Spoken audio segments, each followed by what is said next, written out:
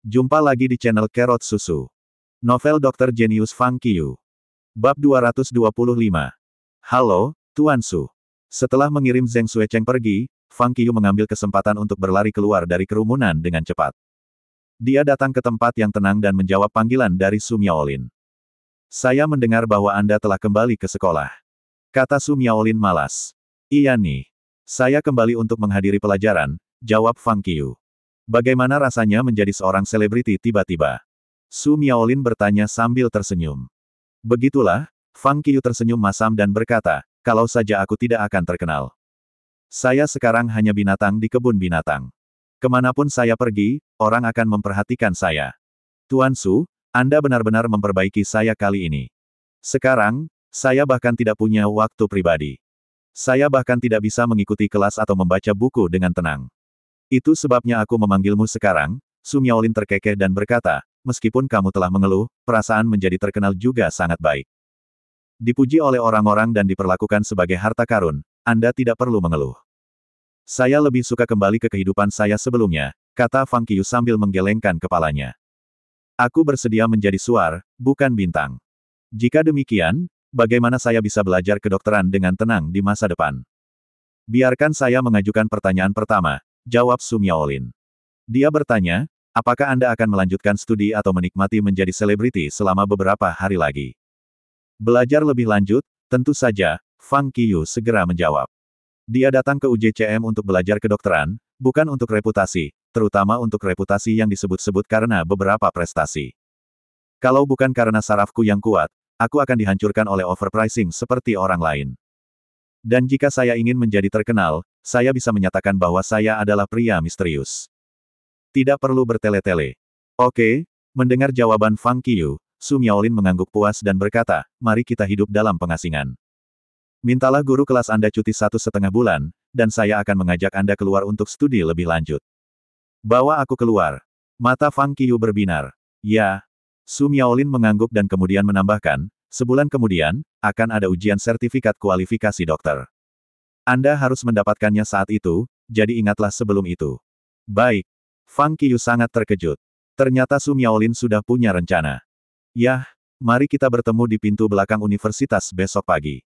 Su Miaolin mengangguk dan menyarankan, ingatlah untuk mengambil semua barang bawaan Anda.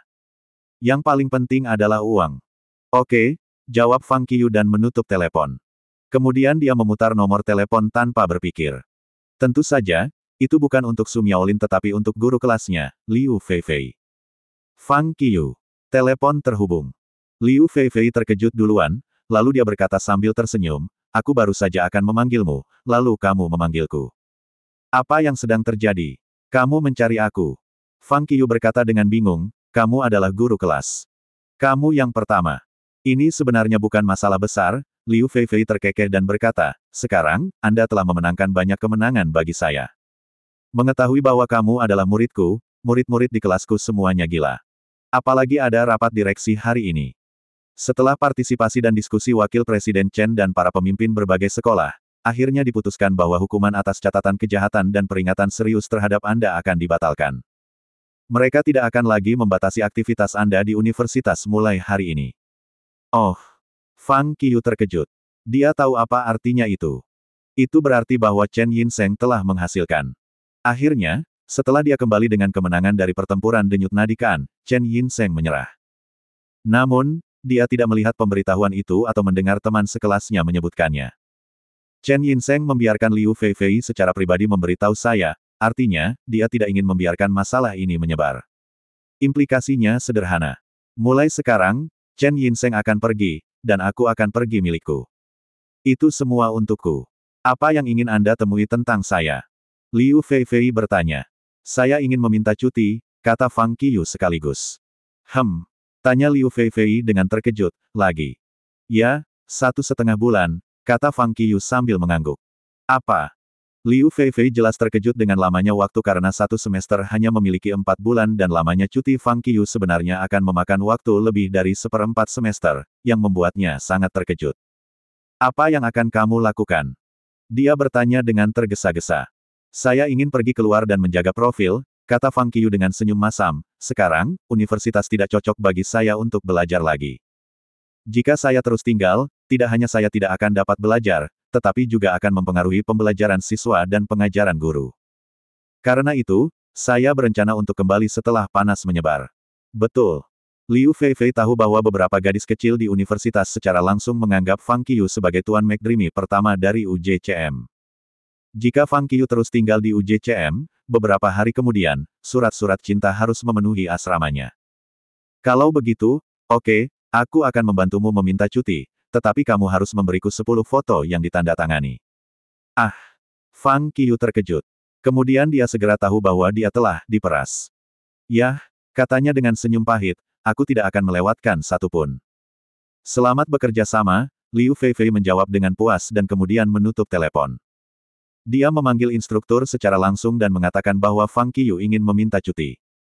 Instruktur tidak bisa memutuskan sehingga dia buru-buru menghubungi Qi Kaiwen. 1,5 bulan terlalu lama. Saya belum pernah bertemu situasi ini sebelumnya. Namun, ketika Qi Kaiwen mendengar bahwa Fang Qiyu ingin meminta cuti 1,5 bulan, dia langsung menyetujui tanpa memikirkannya. Sebagai direktur, dia pasti tahu apa yang terjadi pada Fang Qiyu. Dia tidak ingin Fang Qiyu terjebak dalam pujian yang tak ada habisnya. Pasti bagus untuk menjadi terkenal di usia muda, tetapi dia juga harus memiliki tekad yang kuat. Dan dia tahu itu karena juniornya, jadi dia tidak punya pilihan selain menyetujui. Meski begitu, Chen Yinseng tidak akan mengatakan apa-apa. Mungkin dia berharap Fang Qiyu tidak di universitas. Di sini, saat makan siang, Fang Qiyu, yang sedang menunggu berita, bersembunyi di asrama. Dia tidak akan berani pergi ke kantin lagi. Baru saja, ketika dia baru saja melangkah ke kantin, seseorang berteriak, Fang Qiyu. Desir. Sejenak, murid-murid yang penuh sesak di kantin semua berbalik untuk menatapnya bersama. Melihat mata semua orang yang bersemangat, dia berbalik langsung dan berlari. Ya dewa, aku bahkan tidak bisa makan dengan tenang sekarang. Saya harus segera pergi. Mengapa ketiga orang ini belum kembali? Berdiri di depan jendela asrama, Fang Qiyu terus melihat keluar. Karena dia tidak bisa pergi ke kantin, dia hanya bisa meminta 3 teman sekamarnya untuk makan siang untuknya. Sudah lebih dari 10 menit. Mereka seharusnya kembali, tapi aku tidak bisa melihat satupun dari mereka sekarang. Ketiga orang ini tidak akan kembali setelah makan siang, kan? Fang Qiyu berpikir dalam hati. Pada saat ini, teleponnya berdering. Itu adalah Liu Feifei. Fang Qiyu mengangkat telepon dan mendengar bahwa direktur telah menyetujui permintaannya. Liu Feifei membiarkannya menyiapkan foto yang ditandatangani. Aku ingat ketika aku menyiapkan dokumen sebelumnya, aku masih meninggalkan banyak foto ide. Sebuah pikiran muncul di benaknya. Fang Qiyu tersenyum penuh kemenangan. Pada saat ini, ketiga teman sekamarnya akhirnya kembali. Begitu mereka bertiga masuk, Fang Qiyu tercengang. Dia melihat bahwa di kotak makanan cepat saji di tangan mereka bertiga, ada penuh makanan yang paling mahal dan paling mewah di universitas. Kamu layak menjadi teman saya karena kamu sangat baik padaku, kata Fang Qiyu sambil tersenyum. Kami tidak bisa menahannya, Zhou Xiaotian dengan gembira berkata, begitu saya menyebutkan itu untuk Anda, staf di kantin memberi kami sayuran dan daging yang baik, bahkan tanpa bertanya. Ketika saya hendak melakukan pembayaran, mereka tidak membiarkan saya melakukannya, mengatakan bahwa itu gratis. Siswa lain juga bersaing untuk melakukan pembayaran. Jika bukan karena tekad saya untuk melakukan pembayaran, makanan ini akan gratis. Saya sangat cemburu.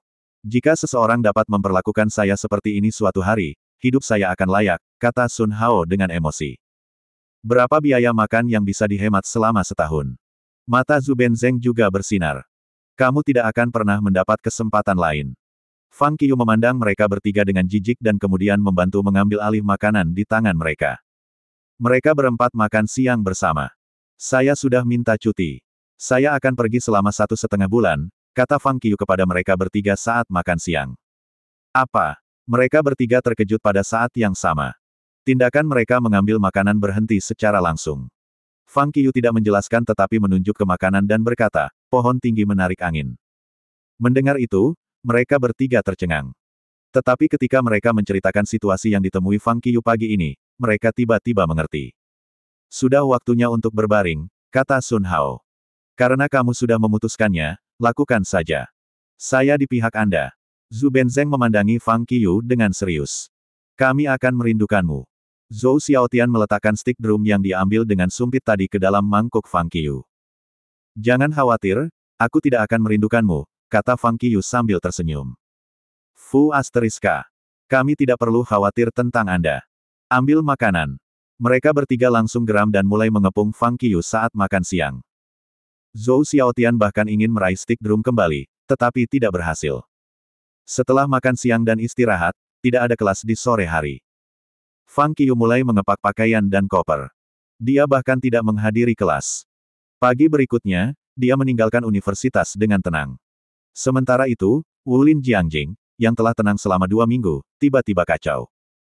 Di bawah kepedulian orang yang tak terhitung jumlahnya, pria gemuk yang pernah bertarung dengan Fang Qiu, benar-benar membuat terobosan ke marsial superior kelas 1 setelah berhasil menurunkan berat badan hingga 90 kg. Terobosan pria gendut itu mengejutkan banyak orang. Menurunkan berat badan benar-benar dapat membantu membuat terobosan. Orang-orang di Wulin benar-benar tercengang. Apakah senior John Du ini benar-benar hebat? Mereka masih tidak percaya. Mungkin dia kebetulan membuat terobosan.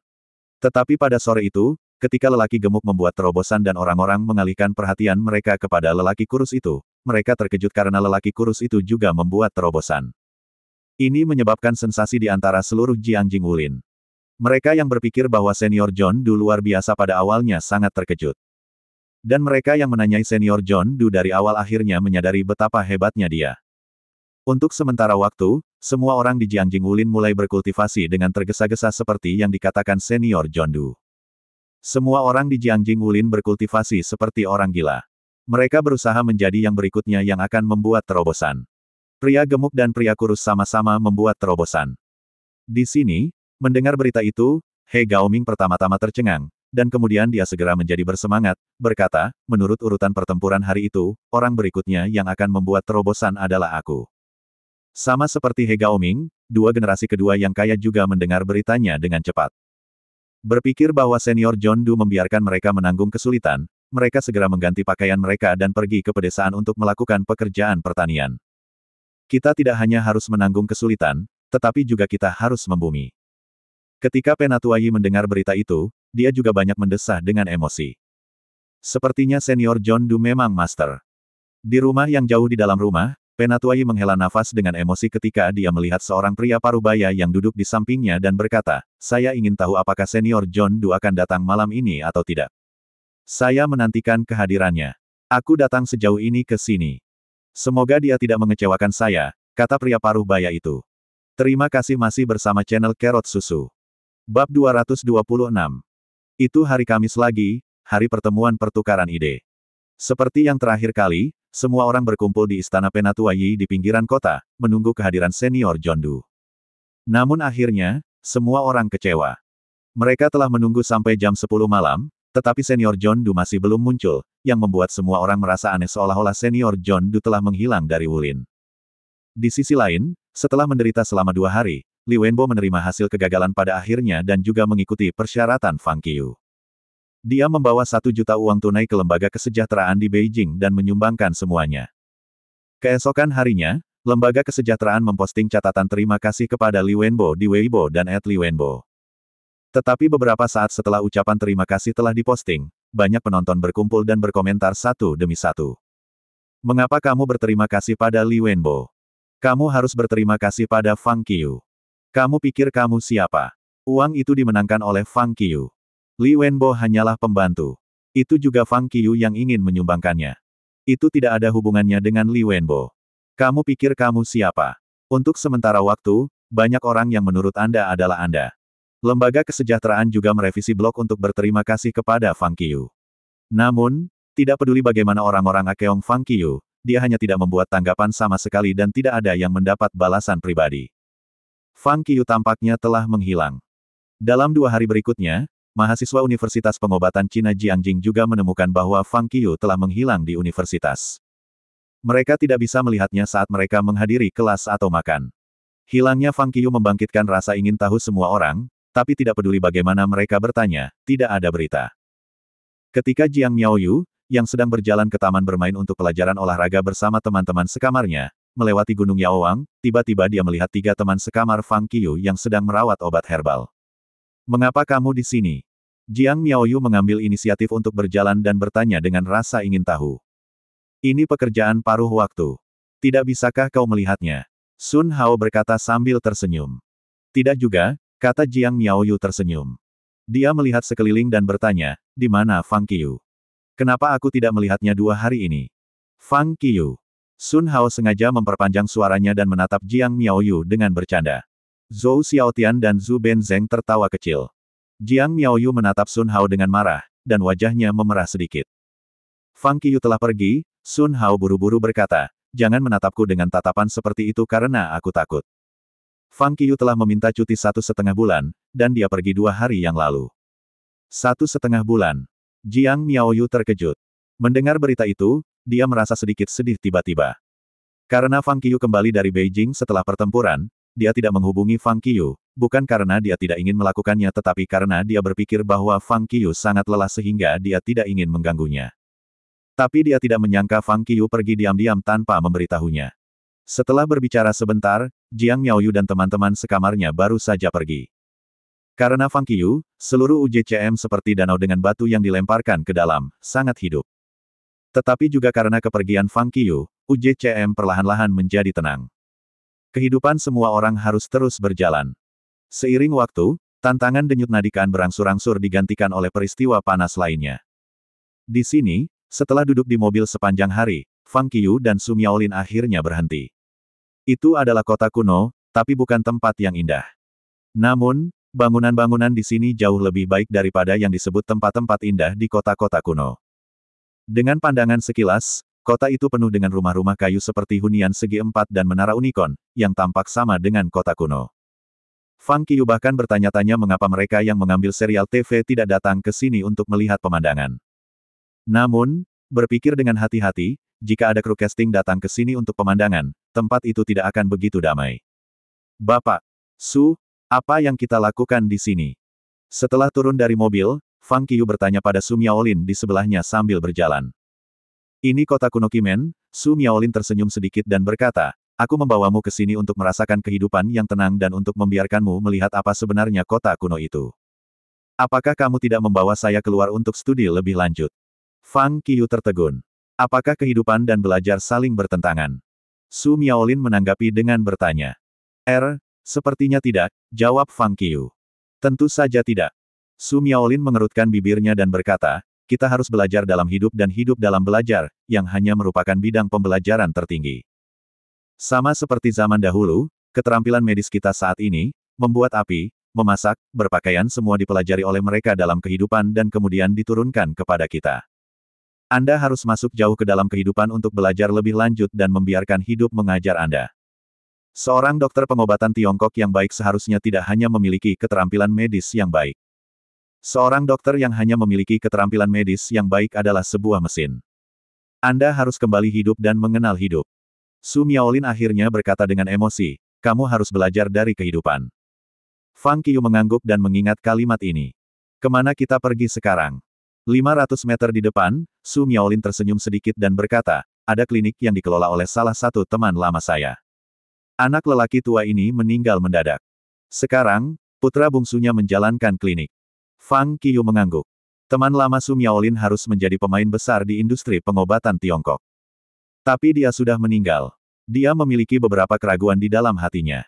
Bagaimana mungkin kesempatan besar di bidang pengobatan Tiongkok tiba-tiba meninggal? Tapi dia tidak bertanya. Dia bisa mengatakan bahwa Su Miaolin sedikit sedih ketika dia menyebutkan teman lamanya. 3 menit kemudian, sebuah klinik muncul 10 meter di depan Fang Qiu. Klinik Puji. Saat Fang Qiu mendongak, dia segera melihat plat klinik, yang namanya tertulis emas dengan latar belakang merah dan tampak cukup tua. Fasad klinik itu semuanya terbuat dari kayu. Ada bau obat yang samar. Di sini. Tanya Fang Qiu sambil menunjuk ke klinik. Ya. Su Miaolin mengangguk. Saat berbicara, mereka datang di depan klinik. Sebelum mereka memasuki klinik, keduanya menghentikan langkah mereka dan saling memandang ketika ekspresi mereka berubah. Aduh, suamiku yang malang, bagaimana kamu bisa mati tanpa perasaan? Anda seorang dukun. Bayar dengan hidup Anda. Kamu dokter macam apa? Kamu adalah seorang pembunuh. Raungan bercampur tangisan keluar dari klinik. Tidak, sesuatu terjadi. Wajah Su Miaolin menjadi gelap. Dia mempercepat langkahnya, segera bergegas ke klinik. Fang Qiu juga segera menindaklanjuti. Ketika mereka datang ke pintu depan klinik, mereka langsung melihat ada kerumunan besar berkumpul di klinik. Di tengah kerumunan, beberapa pria kuat menggendong seorang dokter muda berusia 20-an, mendorongnya dengan marah seolah-olah mereka akan memukulnya. Apa yang kamu lakukan? Kata dokter muda itu dengan wajah ketakutan, itu tidak ada hubungannya denganku. Begitu saya merasakan denyut nadinya, dia baru saja meninggal di kursi. Bagaimana Anda bisa mengatakan bahwa saya membunuhnya? Kaulah yang membunuhnya. Orang-orang kuat itu sangat marah sehingga mereka tidak mendengarkan dokter muda itu. Mereka langsung berkata, Anda, sebagai dokter, bahkan tidak bisa menyelamatkan nyawa pasien. Mengapa Anda bekerja sebagai dokter? Kenapa kamu tidak mati saja? Sambil berbicara, orang-orang kuat mengayunkan tinju mereka untuk memukul kepala dokter muda itu. Situasinya sangat kritis. Hentikan. Su Miaolin bergegas maju dan berteriak. Di sini, Fang Qiu juga berani tidak ragu. Dia maju dengan tergesa-gesa untuk melindungi Su Miaolin. Apakah itu malpraktek medis atau tidak? Orang-orang kuat, yang membuat masalah, marah karena kesedihan. Dalam hal ini, jika Su Miaolin bergegas, adalah mungkin baginya untuk dipukuli oleh orang-orang ini. Saat teriakan itu menyebar, orang-orang kuat itu berhenti dan menoleh untuk melihat Su Miaolin. Paman Su. Pada saat ini, dokter muda, yang ditangkap oleh orang-orang kuat, mengguncang seluruh tubuhnya dan berteriak kaget. Apa yang terjadi di sini? Su Miaolin buru-buru berjalan maju dan bertanya. Siapa kamu? Seorang lelaki kuat, yang sedang memegangi dokter muda itu, berkata ketika dia menatap Su Miaolin dengan tatapan galak, aku tidak peduli siapa kamu. Orang ini membunuh anggota keluarga saya. Dia harus membayar dengan hidupnya. Sambil berbicara, pria kuat itu mengepalkan tinjunya lagi dan dengan kejam memukulnya ke kepala dokter muda itu. Tepat pada saat ini, Fang Qiu pindah. Dia segera bergerak di depan dokter muda dan mengulurkan tangan kanannya. Saat berikutnya, kepalan tangan besar itu berhenti di udara. Melihat dengan ama, kepalan pria kuat itu benar-benar dipegang oleh Fang Qiu dengan erat. Pria yang kuat itu memelototinya. Tetapi pada detik berikutnya, Fang Qiu mengerahkan sedikit kekuatan, dan wajah pria kuat itu segera mendung. Dia merasakan rasa sakit yang tiba-tiba dan intens di tangan besarnya, seperti kaserole. Dia bisa merasakan bahwa kekuatan di tangan Fang Qiu sangat besar. Lepaskan dia, teriak Fang Qiu lembut. Fang Qiu memegang tinju pria itu dengan tangan kanannya dan langsung mendorong pria kuat itu keluar dengan lembut, menyelamatkan dokter muda yang telah ditangkap oleh pria kuat itu. Tenang.